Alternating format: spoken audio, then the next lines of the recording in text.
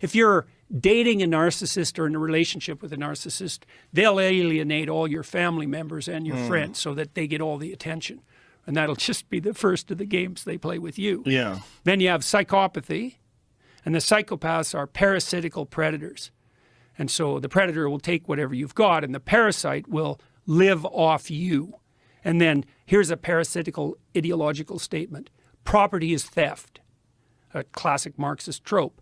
Why would you say that? Well, if I want to live off you, the way I'm going to justify that ethically is by claiming, well, you know, Joe, look how privileged you are. You've got all this money. You just took that from the oppressed.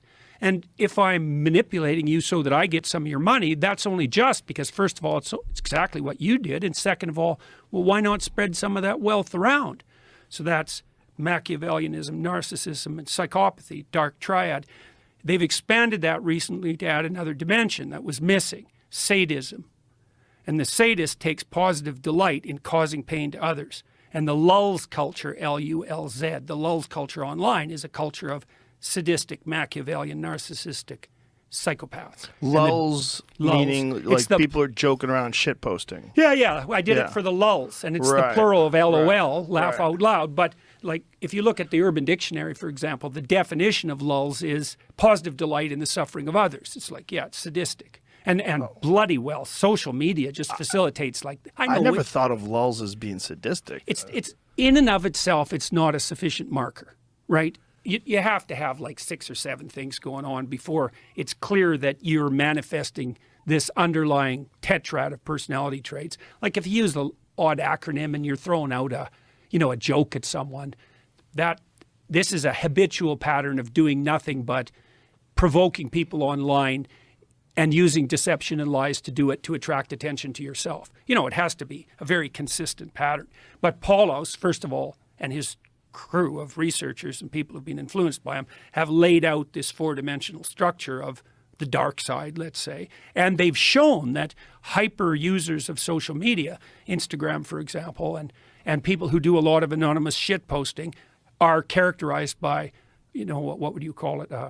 Domination by those 4 traits. And part of the reason for that, this is very, very dangerous to our whole society, I think, is that you got to ask yourself what keeps the psychopaths under control in the normal population.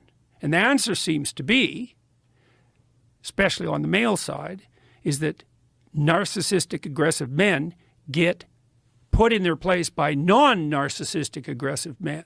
And that usually has to do with something like the threat of physical intervention. You know how it is if you get a bunch of guys together. I can make a joke about you, and I could even make a joke that was that sort of put you down. But the joke would have to be funny.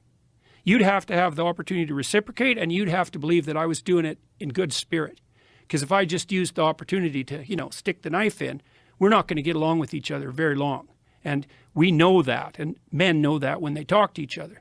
And so part of what keeps dialogue among men civilized is the possibility that it won't be civilized if it goes too sideways. And everybody knows that. But there is none of that online.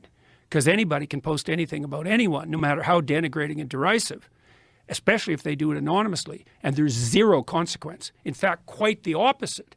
If they're good at it, they get a lot of attention, and the social media companies will monetize it. And so not only is it not inhibited, it's actually facilitated. And this isn't a trivial problem, because if the psychopaths multiply enough, they take the whole society out. So I think virtualization enables psychopathy. And it's worse than just the trolling bit. That's bad enough because it pollutes political dialogue and it makes everyone think that everything is more unstable than it really is. But online criminality is actually a terrible plague. I don't think there's an old person in North America who isn't being targeted by some gang of psychopaths who's, documented all of their interests and their locale and who knows how much money's in their bank account and who's doing everything they possibly can at every second to leverage access to it. That's just happening continually. So well, that's certainly algorithms, right? For a lot of people that get trapped into these sort of situations where people are constantly throwing at them things that are opportunities for them to either make money or get this or get a avoid refund pain. or Get a refund. You bet. Or they befriend them. You know, they get it in, and some lonely old character who's not functioning cognitively quite like he used to. You know, he gets sucked in by someone pretending to be his friend and offered a great investment opportunity. And it's very, very, very difficult to track this sort of thing online. So you get the real enabling of the criminals, because how the hell, if they're anonymous, how the hell do you keep them, you know, how do you hold them to account? And then a secondary derivation of that is something like trolling. And that's really not so good either, because if the psychopathic, narcissistic, Machiavellian sadists are dominating the political discourse, then ordinary people look at that and think, oh my God, everything's going to hell. Everyone's really extreme, and really it's a non-random sample. And so, you know, I can really see this in my own life, you know, because if you just looked at me virtually, you'd think like I was the world's most embattled person in some way, you know, maybe not the world's most, but I'm up in the top 10 maybe. But in my real life, then that, like, I don't have any problems. You know, I go around from town to town or from city to city, and every interaction I have with people on the street is positive. They either don't know me, which is fine, or they do, and then we have a positive interaction. And I've only had like 3 negative interactions with people in real life in the last 6 years. And like, they stand out because they're not fun, but they're extremely rare. But online, it's like, well, 50% of the people oppose Jordan Peterson. It's like, no, they don't. It's not even 1%. So we're building a virtual world that doesn't sample the real world very well, and that's not much different from building a delusion. So not good. Very, very unsettling.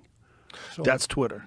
Yeah. Well, it's certainly Twitter before Elon Musk came along. Yeah, well, Twitter's better, but it's still quite the snake pit. Yeah. You know, one of the things I think might be done about that. See, I don't think that I've made this claim on Twitter that there's something cowardly about anonymous posting, and I'm not going to retract that, because I believe that in 99% of the cases that's true. Now, people say, well, you know, if you're a whistleblower, you have to be anonymous, and what about people in totalitarian states or in a company? Well, same, that's the whistleblowing problem. I think, 1% of anonymous posters are heroes, but like 80% of them are Machiavellians. And so, well, but there's also the factor of people that don't want to get in trouble at work. Yeah, I know.